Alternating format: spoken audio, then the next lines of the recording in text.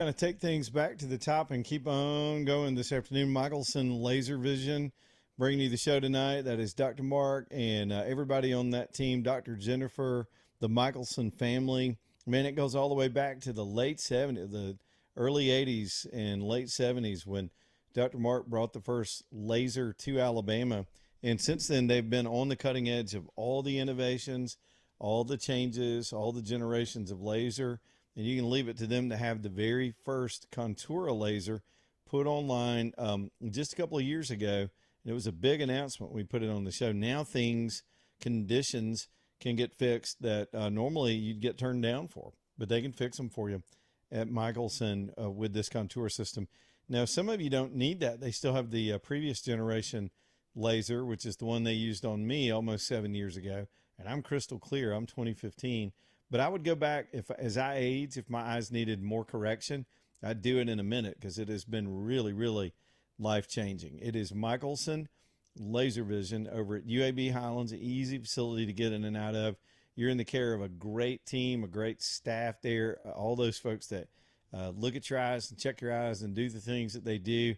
I love that they're efficient with your time too. If you go there, they're not just going to stick you out in the waiting room for an hour. I mean, when you have an appointment at Michelson, you can get on back with your life instead of waiting around and spending half a day trying to make a doctor visit. I love that about them too. MichelsonLaserVision.com, MichelsonLaserVision.com. Okay, let me see what we're doing. Let me start. I'm going to go back to the San Diego story from yesterday. That was one of the developing stories. We had two spot stories yesterday. The big California fire, which is still burning out of control. Not as much coverage because it had just broken out yesterday into a large scale, but they've got hundreds of aircraft, people being evacuated, thousands of people on the run. Here we go again with the California stuff. We'll give you updates if there's anything to say about that today. But the other story that happened during our show yesterday was this shooting at this Islamic center in San Diego. Now, immediately you worry that that's, Islamic people being targeted with violence. While there are a lot of people that are right now very, very vocal about the encroachment of Islam, the danger of that. None of that's changed as of yesterday. That's still true. That's been true for 1,400 years. It's a dangerous ideology. It's not just a religion. And some of these centers are the epicenters of a lot of insidious stuff in these communities. But it doesn't appear to be the only part of the story. So and this is where people are just dishonest.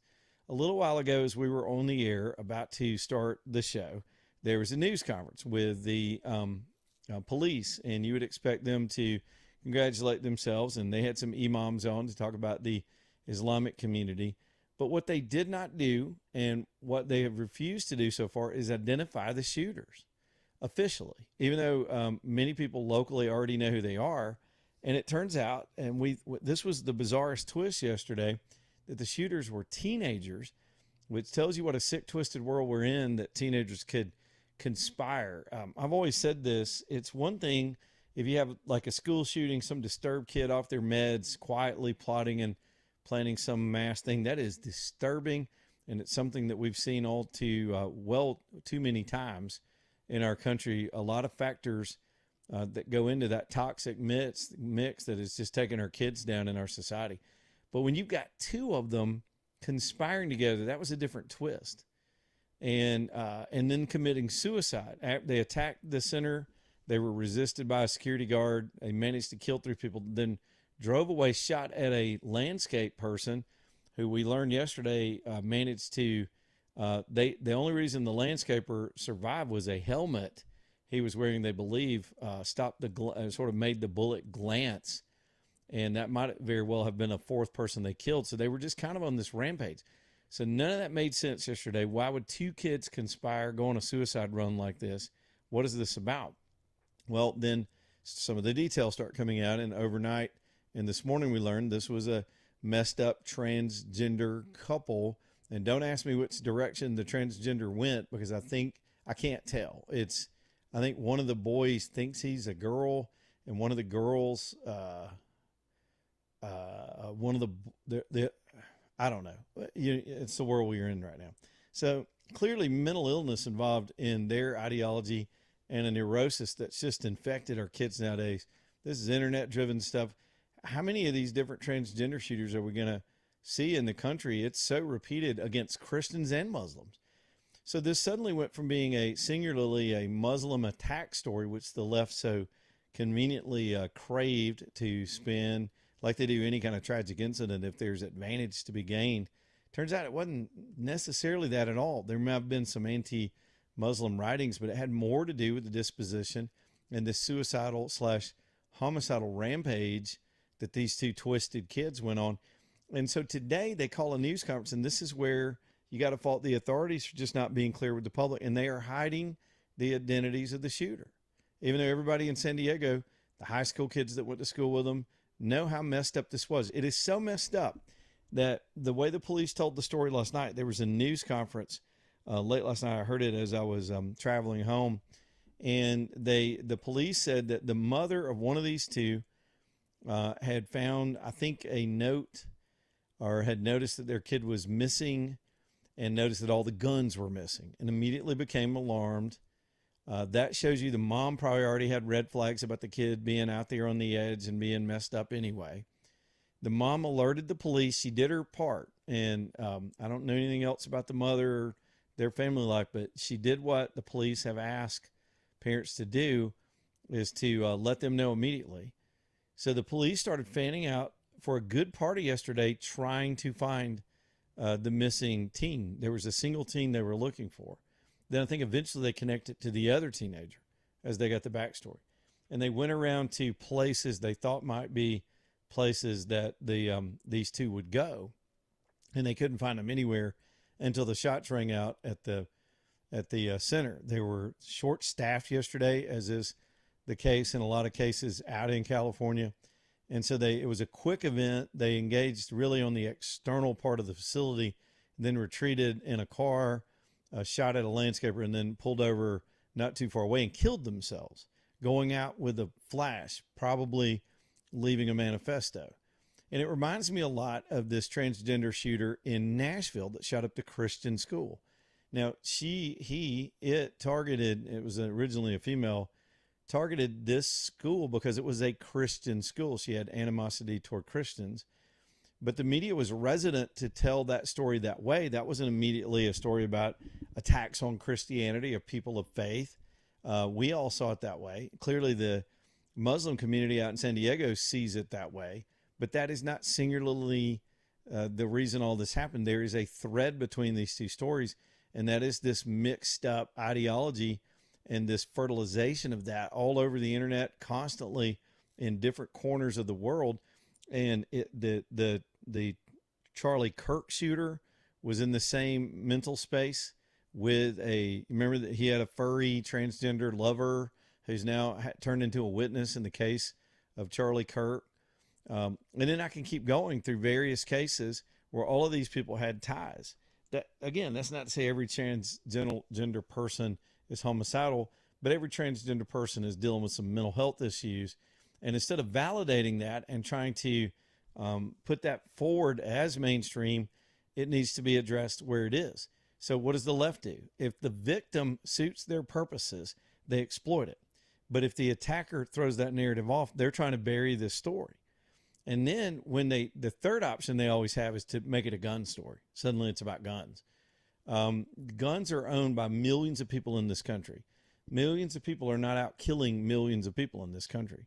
There are demographics that support statistically and historically certain profiles in certain type shootings with certain type weapons. And it's never just the weapon that gets up and causes the shooting. It's the violence that we see, the street violence that we see with handguns. It's these maniacs that decide they've got some beef with society and they're going to go take it out on innocent people, Muslim, Christian, or otherwise. This could have been a mall, and it would have had the same components in terms of the attackers. And it is unfair to the community not to tell the whole story. So I wish we had heard more of that news conference. We couldn't stay with it. Even the networks cut away from it because it didn't look like there was going to be a lot of new information. Then immediately when it was over, people were hanging on edge, waiting for some validation about these identities. And it's clear that the politics of San Diego, California dictate that if the shooter's transgender, this story needs to go away. And that's just That's not fair to our national discussion right now. It's not honest. It's not sunshine. It's not good communication, and it sort of pisses me off. We need to know these details. I've said it over and over. It used to be there's a philosophy that some people have with the way that people in my business and of course the TV news business, the way they handle stories like this, and I respect my brethren that will not call the names of these shooters because they don't want to give them sort of fame. They're dead, so that's not going to affect them. But I guess they're thinking that if they're seeking notoriety and fame, which some of them are seeking a high score against the Columbine shooters from back in the 90s. They study each other and try to go out and commit a more heinous act. So there is some truth to that. But at the same time, without all the facts available when these things happen to the public, to parents, like the parents of these trainee kids that went off and did this, that woman the mom had some red flags in her life. Her alarm bell went off immediately. All I know is if your kid is missing in I guess more mainstream society, you're more worried about the kid being missing than you are there's going to be a mass incident because the guns are also missing. So that parent had a spidey sense about that, knowing probably the screwed up mental health nature of the kid's life. It's got to be every parent's worst nightmare. We have had parents charged in cases of late because they were contributors to these incidents. But that's an embarrassment for the city of San Diego. Now, the truth will out itself. I think they're still trying to officially bury that manifesto. Remember how the FBI, and this was under the Biden administration, specifically banned the release of the whole manifesto that would have told the world what the motive of that school shooting was, and they wanted to bury that because it was a Christian attack. And this time they're burying the identity of the shooters with the same sort of methodology. Sunshine is the best disinfectant. That's always been the case. And other parents out there that may have kids that are a little messed up, probably need some help. You're worried about them. You pray about it. You don't know what to do. Their parents with their hands up. You're fighting so many demons in this world, technological demons that are eating your kid's soul out, their peers. Society's changing on us all around us in their world. It is a hard time to be raising kids in a very vulnerable age anyway, even if times were normal. And these parents need to know what the red flags are. They need to know there should be a public autopsy of all of the events that led to this so that other parents might be able to recognize those traits in their own kids, those activities, those phrases, those sayings, the places they visit, the ideas they get, because it is a toxic mix that will cause another shooting. There'll be another shooting in this country inevitably because of the same dynamic that is not being discussed because of the politically correct, hypersensitive, toxic empathy that is in our society nowadays. So anyway, I had to get that off my chest from the last hour after that news conference. What an embarrassment. EcoView Windows and Doors bringing you the show tonight, ecoviewwindows.com. Y'all, this is a wonderful operation. Becky Jackson, I love telling her backstory, and I'm not sure she wants me to tell this, but it made an impression on me when I first met them. And I said, well, how'd you get in the window business? I'm trying to learn the backstory. And I like the way that she said, this is an industry that could be better.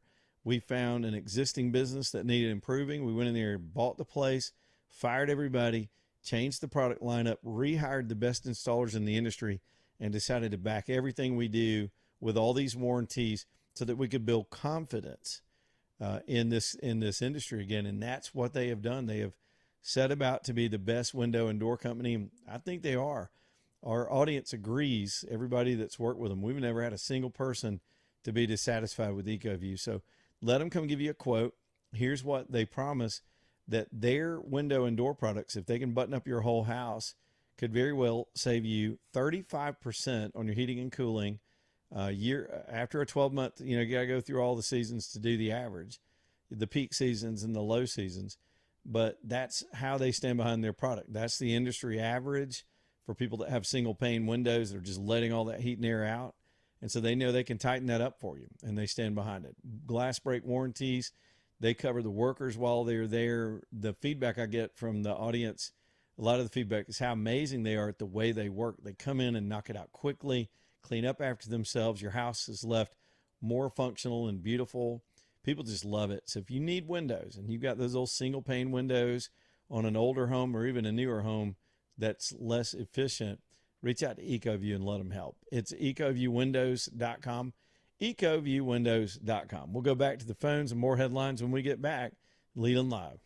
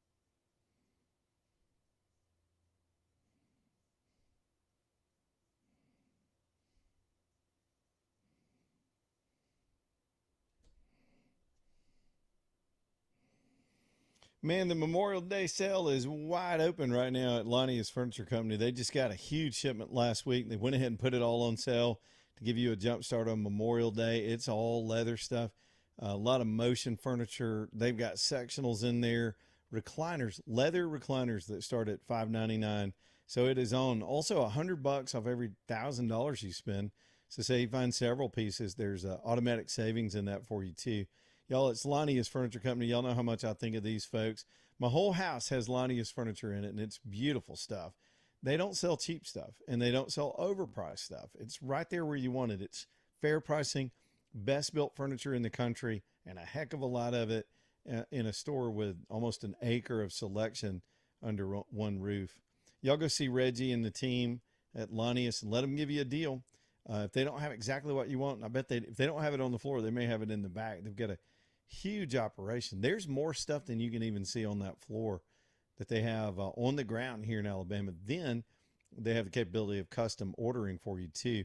It's Lonnie's Furniture Company this Memorial Day. Again, basically 10% off and great deals on leather and fabric, recliners and sectionals all throughout the store at Lonnie'sFurnitureCompany.com. All right, let's go to the phones on this election day. We'll start with Nancy over here on line 1. What's up, Nancy?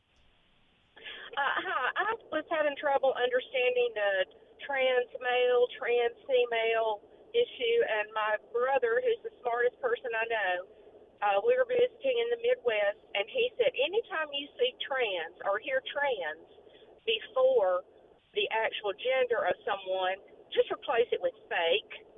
Well, that's true. So that's how they do it. Trans means it was, if you say trans female, it was a male that went female, right? Yes. Because that's always thrown me off. I'm like, does that mean is the trans female a female that went male? No, now they're a trans male is what they want to say. Well, see, I was having problems with that too, and I'm thinking, okay, did they transition to this, the opposite gender? And he said, just say fake whenever you say trans. Well, either way. He cleared it up for me. Yeah, he cleared it up for me. So thanks for the shortcut. I'll try to use that in the future when I'm trying to be politically correct and keep people's feelings from being hurt. So people kind of have started backing off the national, there are statistics on it of self-identification. These are really just surveys, but people that self-identify as being transgender or one of these invented identity groups, and it skyrocketed somewhere around 2014, 2015, and even the use of the language in the news. So the self-identification went off the charts. And it shows you how fake it was, because immediately, once it sort of fell out of mainstream favor, we quit giving people, I guess, extra credit for job hires, or it started falling back off. And the younger kids came along, didn't want any part of it. Suddenly, those self-identifying trends have come back down to closer to what had been the traditional levels. There have always been people that have dealt with gender dysphoria and didn't feel right in their own bodies. And I think that is a real condition, but it became a political condition. It became a victim-oriented identity condition that people needed to get through life and to have status. And we're that way nowadays about everything is victimhood. It is more heroic to be a victim than a winner, than the victor. We've flipped everything on its head, and some of that's getting reversed because there's a lot of fatigue with it right now, and the kids are being a little bit wiser. But there's a sad, tragic, violent side of this whole thing too, that again gets buried because of the politics of the whole issue. All right, here's Gail in Gardendale. Let's keep going. We've got some election calls. It is still election day. Gail, what's on your mind? Yes, I voted the First Baptist in Gardendale. Yeah. And the workers said that they'd had a real good response today. We have 3 locations in Gardendale.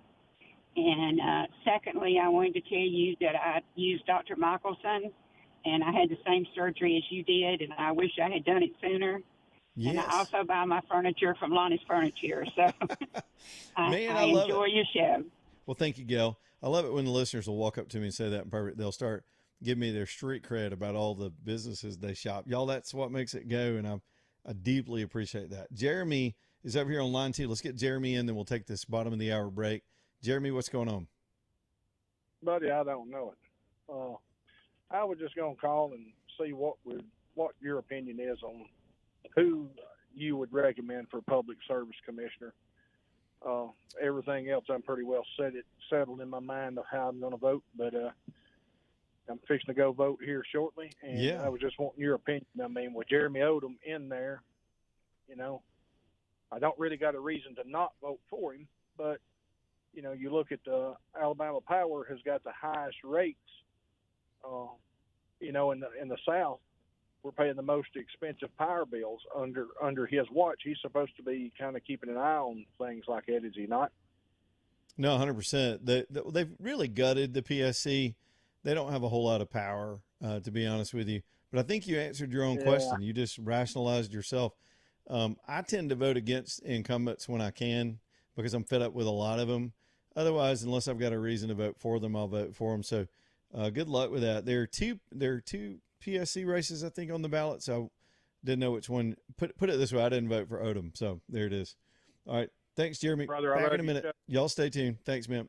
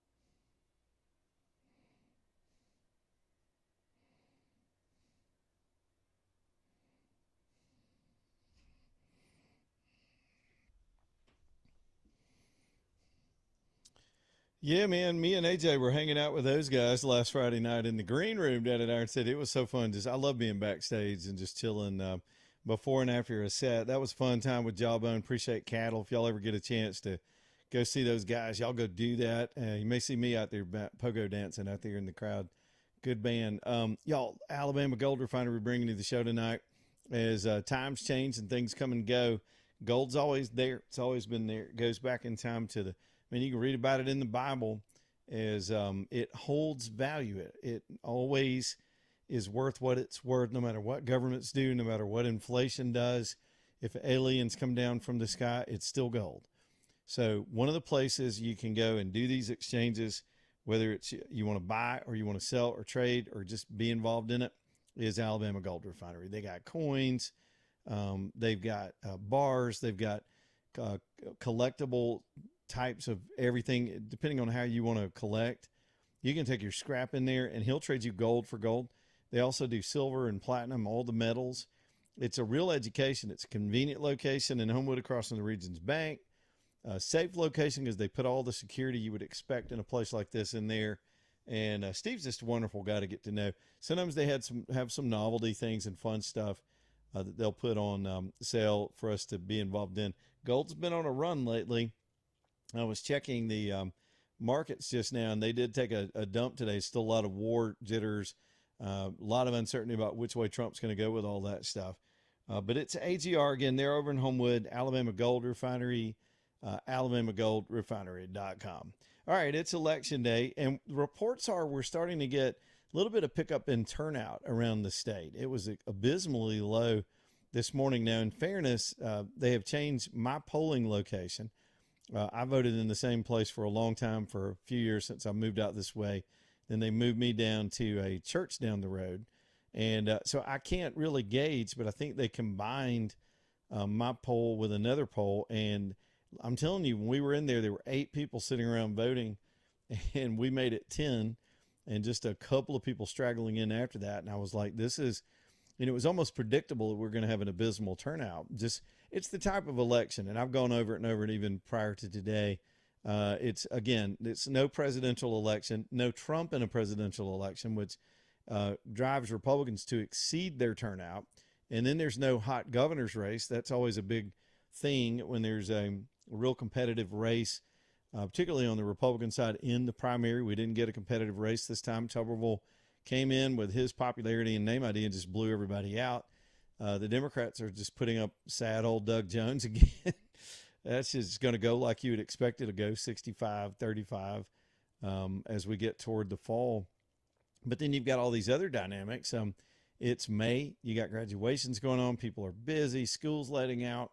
It's just a weird dynamic in this election. There weren't any red hot races. I guess the most heated race was the lieutenant governor's race. Just inundated with ads on that. The good news is all that stuff should stop tonight in a couple of hours. Just the newest, most intrusive thing, and all my political activists and my political sort of professionals that I know in life are still trying to defend these tactics, and all of the candidates are doing it. It's these damn text messages. I've gotten 3 or 4 today from a few, and I voted hours ago, but I've gotten 3 or 4 today alone just from some of the lieutenant governor candidates. Now, it does appear we're heading toward a runoff, because the runoff would be June the 16th. I did the math today and realized I'm going to have to vote absentee in that race. I'll be traveling that week, and that's what absentee is for. It's for people that are not going to be in state ahead of time. So tonight, hopefully we'll know who's in the runoffs, because I think this lieutenant governor race, there are 7 candidates on the Republican side in that race. And so you would think that's a natural mathematical formula to wind up in a runoff. And then, of course, the Senate, none of the leading Senate candidates have been able to, at least via the polling, pull completely ahead and get to 50% plus 1.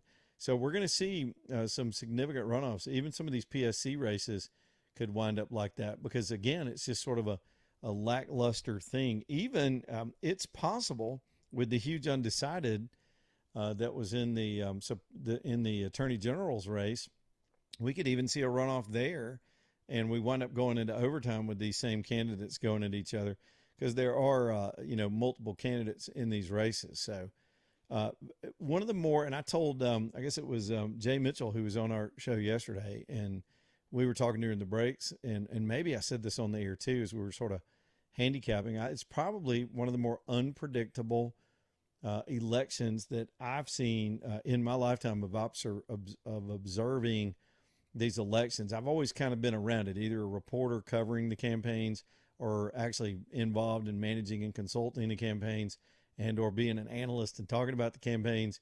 So over time, you sort of build up a gut instinct about how things are going. You apply data to that, and you can come to some reasonable conclusions. People try to do it like it's a sport. This is a jump ball almost across the board. There's not a single dominant person other than Tuberville, who does have opposition, but there's not a dominant candidate that you can go ahead and call at 7:00 tonight. It's just not that way. So again, y'all know all that. Just it bears repeating because people are dialing in now and paying attention. I've heard from more people today that pulled their ballot.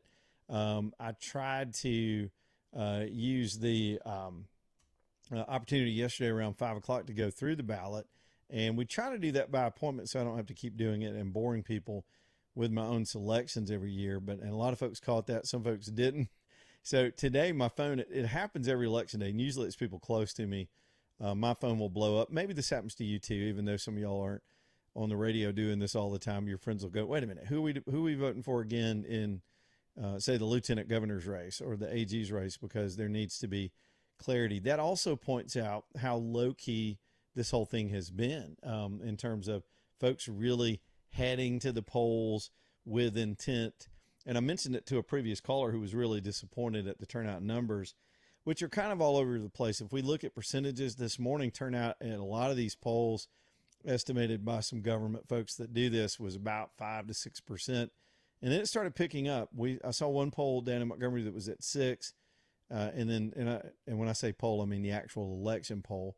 And then they got up to about 18% turnout, which is not great, but it's not bad considering how, again, lackluster this whole thing has been. So I'm not trying to poo-poo it. It's still important. And we'll, of course, be talking a lot about the results tomorrow as they come in. And I'll be sitting up tonight, I guess, with the popcorn or whatever, watching the totals roll in as well. So plenty to talk about this evening. And if you want to call, it's sort of a little tradition on the show. We'll let people in to give us reports from their polling sites. We've heard from a couple of people already today. Some folks, I think the Gardendale caller said that it had picked up and it was relatively brisk. So it looks like maybe some enthusiasm did pick up later in the day and all that. All right. Now we've had a lot of other stories too, other than election day, which is kind of refreshing to me because election days can be kind of, it's all done now. Every candidate said what they got to say. They made their closing arguments. We're just kind of waiting around. There's a lot of filibustering that we wind up doing on election days, but we got other stories, and I'm going to get to, in a minute, I'll get to the call by the NAACP and some civil rights style groups calling to boycott football. Well, let me just give that a couple of treatment. It's the, I don't think, my gut is it won't be effective.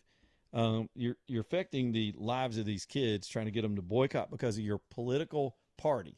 This is about political parties. This is not about black voters. There's not a black voter in this country who's going to be denied a right to vote, nor a black elected official that wants to run for office. Now, they might have to change the way they campaign, because you can't just be an ethnic candidate campaigning to an ethnic group because you got your segregated district. That is unconstitutional, and the Constitution said that. But I think I thought I understood the Constitution, but maybe I don't, because the NAACP wants... they want, I suppose what they're saying are donors and or particularly black athletes that play at SEC and ACC schools to boycott those schools if those states where those schools sit are going to change these districts. So let's get this straight. And look, I applauded them earlier. It's not constitutionally sound or doesn't make a whole lot of sense, but I give them points for fighting. Because my side just doesn't do stuff like that. They don't put up fierce fights when you're up against the wall like some of these folks feel like they are. So, but as far as the boycott goes, okay, let's see how that works out. Let's see if the athletes will do it. Let's see how the schools react. And then here's the other thing. I must have missed a part of the Constitution, and I've read it many, many times. I go back through it all the time to refresh myself. And being short of having a degree in it or anything, I feel like I know a lot about how the Constitution is supposed to work and its history. And I don't remember any parts in there that say all of these constitutional requirements apply to the country, except if your football team is threatened, and then you can ignore the Constitution and do what people tell you have to do. Because that's what groups like the NAACP are saying. They're saying, okay, we understand what the Constitution says, but that's not what we want, so we're going to boycott football. They're trying to hold football hostage to trying to get states to extort states into drawing unconstitutional maps. Let me repeat that. Unconstitutional maps. It'd be better if everybody just continued to vote and we continue to draw districts and everybody try to have to appeal to each other more broadly. Then you're not going to get identity districts anymore. Nope, nobody is. You don't have lesbian districts. You don't have American Indian districts. You don't have pissed off angry white boy districts. Well, maybe you kind of do, but they're not drawn for that purpose. I mean, but they, again, I give them credit for pressing. It's creative. One of our callers actually tipped us off to this a couple of days ago, saying that, that's what he's hearing from the community. They're going to try to go after football, and, well, let's see how that works out. Maybe a win-win for everybody. Who knows? But as far as it goes, and here's the irony. Let's just talk about Alabama for a minute. And then I want to be done. I'm so exhausted with this topic because trying to make up, and I've said it repeatedly, trying to make up for people's poor educations on these subjects, for just the complete failure of the public education system in this country to teach the constitutional fundamentals to our kids and or adults to take that into their lives. We have an illiterate society that just doesn't care about those principles. In fact, I would go so far as to say the Democrat Party is against the Constitution. And here's why. It's the founders designed it that way. Can I go long? I'll go long on this. The founders designed a Constitution to piss off the Democrats. It's true. It's our history. They defined our government as a loose central government. It should not have had that much power. The power was reserved for individuals and sovereign states, and it was supposed to be broken up. Even the federal government power was broken into 3 branches. Those branches were broken into other components. It's called checks and balances. So no president, no court, no Congress could just run over the country. And so it's designed to be slow and hard to change. And the power at the center is not supposed to be concentrated. Democrats believe in government. They believe in concentrated power. They believe in control. And while they pretend to be the defenders of democracy, I went through this yesterday, they are against citizenship. They are against free speech. They are against tough crime measures. They have tried to convict and jail their political opponents. They have moved to get their political opponents removed from the ballots. They have stagecraft fake events like January the 6th. These people know no limits to how they will try to cling to and fight for control and power over you and your money and your life and your decisions and your thoughts and how you want to live. They are control freaks who need central power, and this Constitution was designed to be against that, to be neutral, to have fairness applied in a colorblind fashion in our justice, in our elections, that we have systems in place that don't care who you are, where you're from, but you do get to go vote, and you do get to run if you want to run, but you don't get a guaranteed outcome. But yet they're going to continue to press with this stuff. And they're singing Negro spirituals on the steps of Montgomery. They all descend on Montgomery because we're a stereotype of all the stuff that came out of the 60s. And I think that falls on deaf ears. That appeals to older people, but it's really kind of ridiculous. But here's the twist. They've gone to court to stop the current map that the governor weekly, and by the way, I'm all over the Republicans for being weak on this. They did this compromise and created this convoluted thing where today we got to go vote for Congress people in those current districts that are now been ruled unconstitutional by the Supreme Court. And then we got to do it again in August Same people. There might be some new people qualified. They got to redo the whole thing, draw the new districts, put new candidates in. We got to go vote again.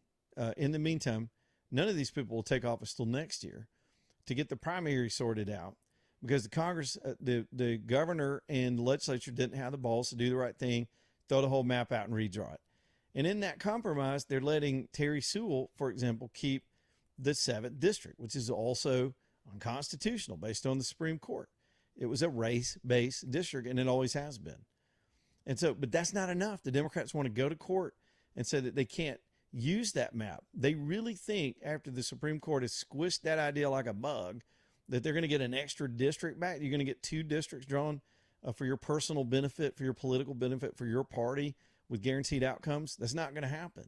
So what's going to happen is at some point they're going to push it too far, and we're going to wind up with a 7-0 district if they can find their Kiwis down in Montgomery. Because if the court tosses out the plan that Kay Ivey and the gang put on us, which is ridiculous, we're going to go back to a drawing board situation where all the districts have to be changed, and then it's chaos. It is the dumbest position that they put us in. Tennessee went back to the drawing board. Mississippi's going back to the drawing board. Louisiana's going back to the drawing board. They're just redoing their districts. They can fight over how they do that, but they're going back to zero and starting over with something that can be applied to that constitutional standard. And we just got to sit and watch us fumble around because of the lack of leadership in this freaking state. It's a soapbox issue of mine. So let them boycott. We got to follow the Constitution. I don't give a damn about football. Maybe some of y'all do. Some people's priorities are football over country. The rest of us would rather have a country that has civil laws that are applied with a uniform standard and protected by that precious document that the Democrats hate because it restrains them. It holds them back from their power-hungry ambitions to steal all your money and take over your life and get your stuff out of your pockets. That's why they hate the Constitution, because it holds them back from all their scheming to gain power to be able to control you. So fight them. I say fight them hard. You look at this mess we got in Congress. The Republicans are going to fiddle around and lose to Congress. It's going to come down to 2 or 3 votes, and idiots like these folks down in Montgomery that allowed this to happen are going to be part of that story by the end of the year. You mark my words. Back here in just a minute. Leland Live. Y'all stay tuned.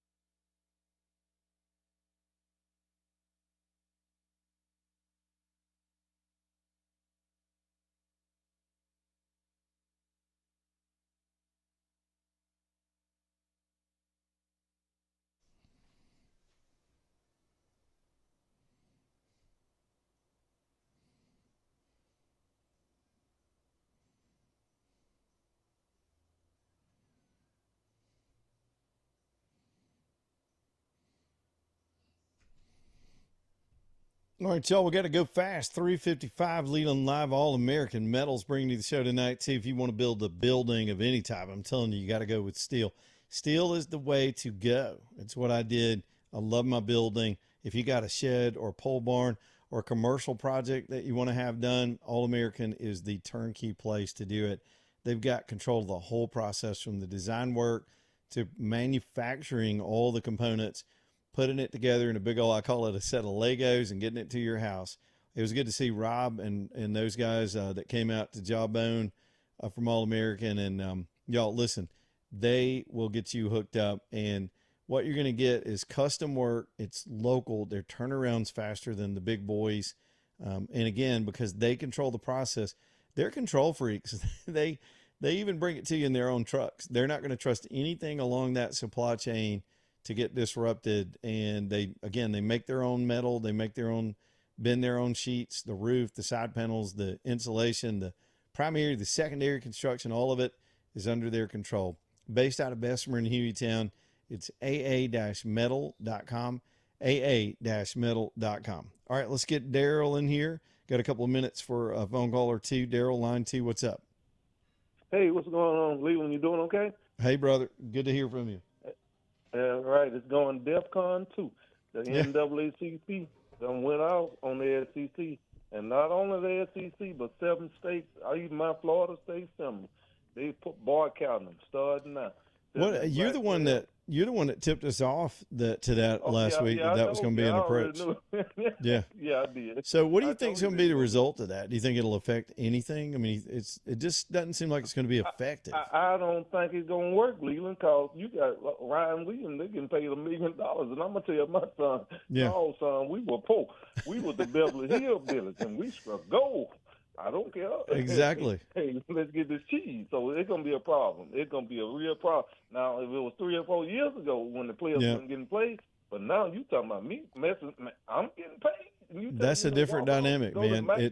That's right. Because it's not about team loyalty anymore. It's not even necessarily about the school. Even schools like Alabama with all that tradition, kids just want to get paid, and they're going to go where the highest payer is. I don't care what the NAACP is talking about. That's right. And I don't see it working, Lee, because the dollar bill. That mighty dollar, right. that Good mean point. green.